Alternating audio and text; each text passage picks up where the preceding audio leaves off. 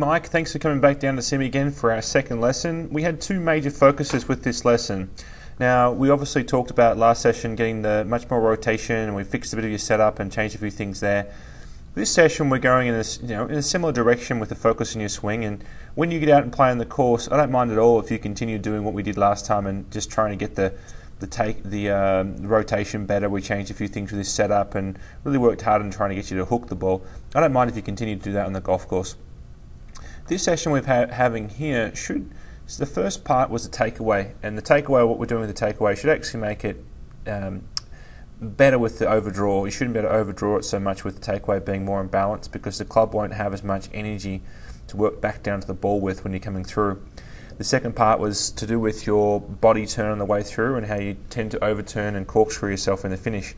So this video we're looking at here right now is the first focus we had in the lesson, and we're trying to get the head of the club to be pointing, the shaft of the club to running more up and down this line. We can still see it's a little bit under, but it's nowhere near as far under as what it was. The focus with this is about the handle end of the club. So we're trying to get the handle end to not turn away so much down the target line here. So we had a T put in the end of your club here. We want that T to be facing more back towards the midline of your body here at the start.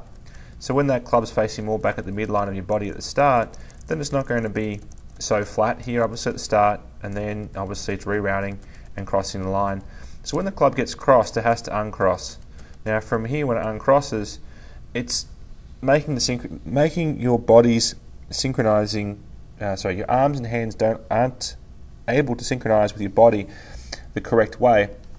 So we can see how much turning out your lower half has here. You can already see your left butt cheek, and everything's kind of hanging back and really turned out. Now when you're turned out so much that way, there's just not as much chance to actually get that club back down in front. You're more likely to spin and leave the club behind, which means that you have to either get steeper or the club face has to get more shut in order for you to return the club back to where you want to return the club back to. So hence the reason why I want to concentrate on the takeaway. I want to try and have that butt of the club, when you get your arms to level with your right leg, we want to have that butt of the club still pointing back here up at your midline, which it would be if the club shaft was on plane at this point. So that was your focus for the takeaway, T in the butt of the club, working on that. The follow through was a different matter. I'm just going to pull up a couple of different swings here. Now we gave you a drill for the follow through to help you achieve what we're after. These two here are brand new and they're a little bit contrived. So all I wanted you to try and do is I want you to feel like your body was stopping and not turning past the ball at all. You've kept your head down a little bit too long with this one, which is fine, but if you were to turn your head up and look towards the target now, this would look like a really good balanced swing. We can see here now you've felt like you haven't turned your body past where the ball was, and you just feel like your arms have swung past you.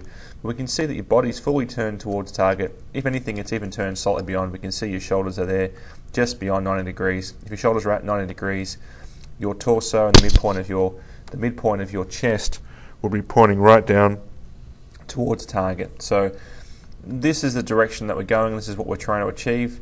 Now, at the moment, I imagine this last week of practice you've started to get a bit more of a feel for it. But the first few practice sessions, I imagine it would have felt quite contrived.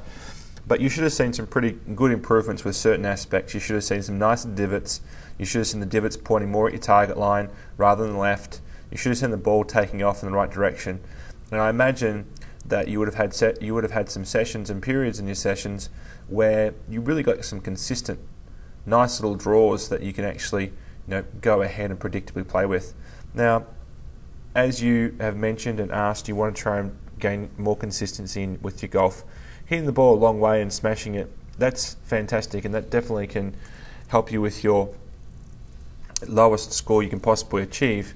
However, with consistency, it's difficult to be consistent if you've got with the rotational movements that you have in the swing that are out of balance. Hence the reason why we're focusing what we're focusing on. The first part of the swing was focusing on less rotation of the shaft and the takeaway, and the second part of the lesson was focusing on less rotation of your body through after the ball. So good luck with the practice, Mike, and obviously we want to try and get that head up looking towards the target more on your finish. Good luck.